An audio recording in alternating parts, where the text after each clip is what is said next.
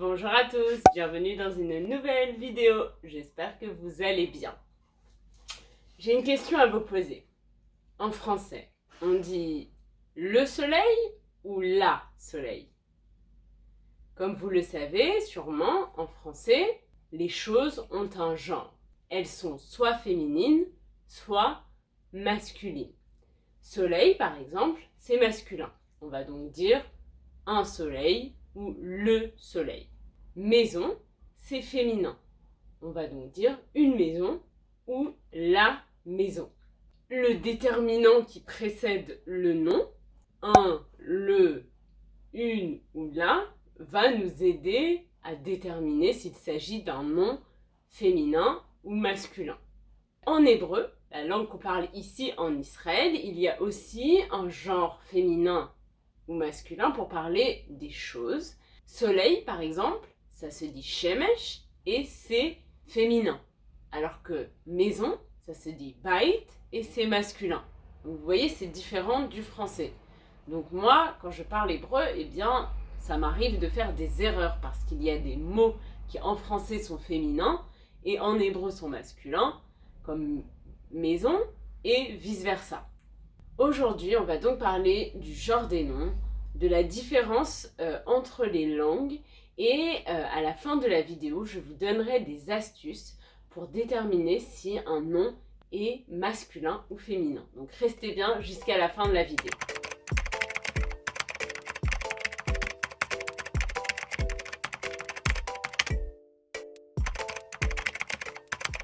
Si vous êtes nouveau sur la chaîne et que c'est la première fois que vous voyez une de mes vidéos, je suis Elsa et je vous enseigne le français de manière authentique. Si vous voulez, vous pouvez activer les sous-titres en français ou en anglais et modifier la vitesse de la vidéo si je parle trop vite ou trop lentement. Le genre des noms est source de nombreuses difficultés dans l'apprentissage des langues. Particulièrement si vous êtes anglophone, je pense que ça a dû être dur pour vous de vous faire à l'idée que des objets inanimés comme une fourchette, un couteau ou un verre soient féminins ou masculins. Une fois, j'en parlais avec un ami américain et on se demandait mais pourquoi est-ce que en français, fourchette, c'est féminin ? Est-ce que ça représente quelque chose de plus féminin qu'un couteau ? Alors, pour moi, la réponse est oui, parce que je suis tellement habituée à dire une fourchette que ça me paraît évident et naturel qu'une fourchette, ce soit féminin, que ce soit quelque chose de féminin. Et c'est là que je me suis rendu compte qu'en fait, le langage influence notre vision du monde et notre perception des choses qui nous entourent. Parce que pour mon ami, qui était anglophone, ça n'avait rien de naturel qu'une fourchette soit féminin.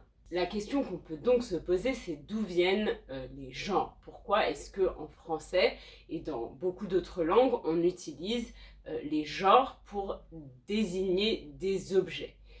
Donc j'ai fait quelques recherches sur internet et je dois avouer que je n'ai pas trouvé de réponse précise.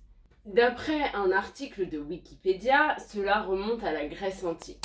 Selon Aristote, Protagoras, un penseur qui a vécu au 5e siècle avant Jésus-Christ, est considéré comme le premier à avoir identifié le genre grammatical et avoir classé les noms en masculin, féminin et objets inanimés. D'après un autre article que j'ai lu, il semble qu'au départ, dans les langues indo-européennes, qui en fait regroupent la majorité des langues parlées aujourd'hui, ça regroupe donc les langues romanes comme le français, l'italien, l'espagnol, mais aussi les langues germaniques comme l'allemand, les langues slaves comme le russe, le serbe, le polonais. Donc dans les langues indo-européennes, au départ on avait une forte distinction entre l'animé et l'inanimé, et le masculin et le féminin étaient un sous-genre, une sous-catégorie, et en fait au fil du temps, cette distinction entre l'animé et l'inanimé a presque disparu, alors que la distinction entre féminin et masculin s'est développée et est devenue dominante. En français comme en italien et en espagnol, on a donc deux genres, le féminin et le masculin. Dans d'autres langues, comme l'allemand, le grec ou l'islandais, on a trois genres, le féminin, le masculin et le neutre. Il y a des langues où il y a quatre genres et ça se complique encore plus dans beaucoup de langues africaines. Le système de genre est beaucoup plus complexe et cela peut aller jusqu'à 16 genres ou plutôt classes dans certaines langues. Par exemple, en Swahili, qui est une langue qu'on parle dans plusieurs pays d'Afrique, on n'a pas de genre grammatical, mais les mots sont répartis en plusieurs classes qui sont caractérisées par un préfixe. Par exemple, les mots qui commencent par ki, ki, désignent une entité non vivante. Les mots qui commencent par M désignent des êtres humains. Les mots qui commencent par U désignent des notions abstraites. J'espère que je ne dis pas de bêtises. S'il y en a parmi vous qui parlent le Swahili, n'hésitez pas à nous expliquer comment ça fonctionne dans les commentaires.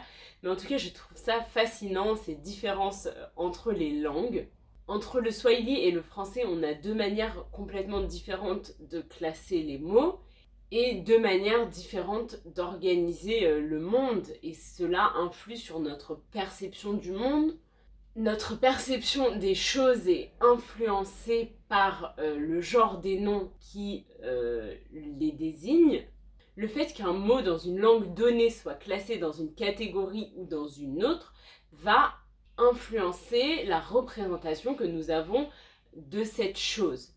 Par exemple, pour un Français, la fourchette est perçue comme plus féminine alors que le couteau est perçu comme plus masculin. Mais il faut se rappeler que la chose fourchette n'est objectivement ni masculine ni féminine, mais que ce sont en fait les hommes qui ont classé ces mots dans des catégories et que cela peut changer d'une langue à l'autre.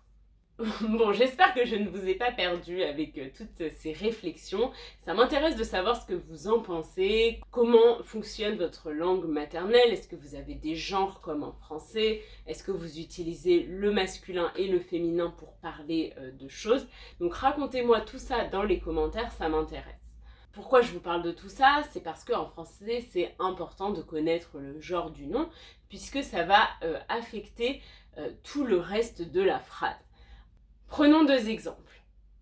Son nouveau pantalon est beau, sa nouvelle maison est belle.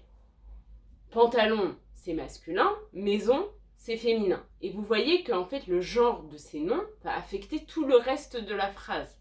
Puisque en fait, on va devoir mettre les pronoms et les adjectifs dans la forme féminine ou masculine. Donc c'est forcément très important de connaître le genre des noms en français.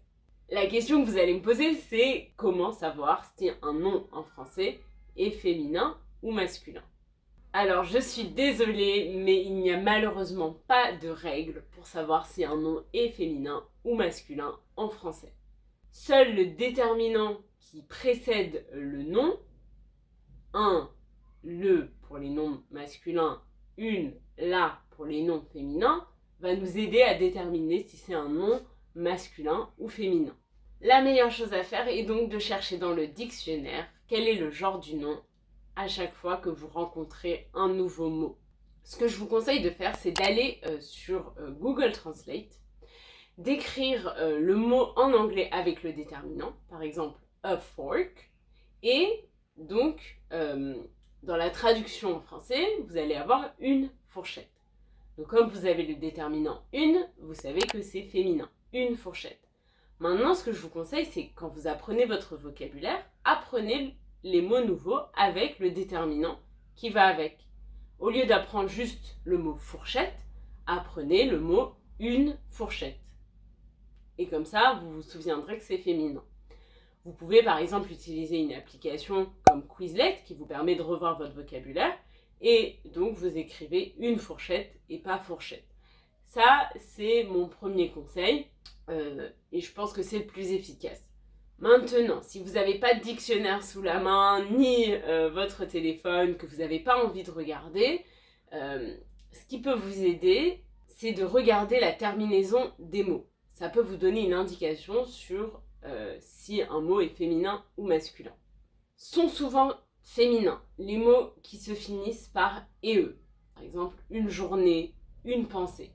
Attention, il y a des exceptions, on va dire un musée, un lycée, un trophée. Les mots qui se finissent par « et », comme la beauté, la liberté, la fraternité, l'égalité, la générosité, la fidélité. Les mots qui finissent par « ie », la vie, la philosophie, la magie, l'économie, la maladie. Les mots qui finissent par « heure », la fleur, la chaleur, la peur, attention il y a des exceptions, le bonheur, le malheur. Les mots qui finissent par « e » de te, une cachette, une bicyclette. Et les mots qui finissent par « ion », tion, xion, deux sion. Donc par exemple, la passion, la connexion, la libération. Maintenant, sont souvent masculins les mots qui vont terminer par les voyelles A, I, O, U. Par exemple, un agenda, un taxi, un vélo. Sont aussi souvent masculins les mots qui se terminent par une consonne, sauf les mots qu'on a vus précédemment. Donc par exemple, un pays, un magasin, un monument, un ordinateur. Sont souvent également masculins les mots qui finissent par AGE. Un visage, un étage, un mariage, un fromage. Attention, toujours des exceptions, une plage, une image. Ça peut vous aider, regardez la terminaison peut vous aider, mais vous voyez, il y a quand même des exceptions, donc c'est pas infaillible. Vous pouvez aller sur mon site internet où vous trouverez donc la liste de toutes les terminaisons avec les exceptions. J'espère que cette vidéo vous a un peu aidé, je suis désolée, il n'y a pas de solution miracle, mais je trouvais que c'était un sujet intéressant à traiter. Donc j'espère que ça vous a intéressé et que vous avez appris des choses. Comme d'habitude, vous trouverez dans la barre d'infos tous les mots de vocabulaire qui se sont affichés à l'écran. N'oubliez pas d'aller sur mon site internet pour trouver plus d'informations. Vous pouvez également me suivre sur Instagram. Mon pseudo s'affiche juste ici.